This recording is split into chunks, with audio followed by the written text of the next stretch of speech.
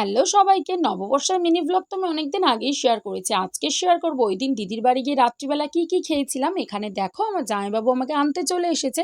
তো প্রথমে তো দিদির বাড়ি গিয়ে একটুখানি বসে গল্প করে নিয়েছিলাম, তারপর তো পেট পুজো করতে বসে গেছিলাম।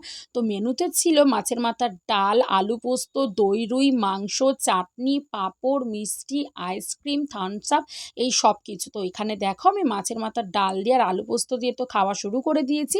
তারপর নিয়ে নিয়েছিলাম এই দই রুইটা, এটা কিন্তু খেতে দারুণ হয়েছিল আর মাছটাও কিন্তু খুবই ফ্রেশ ছিল।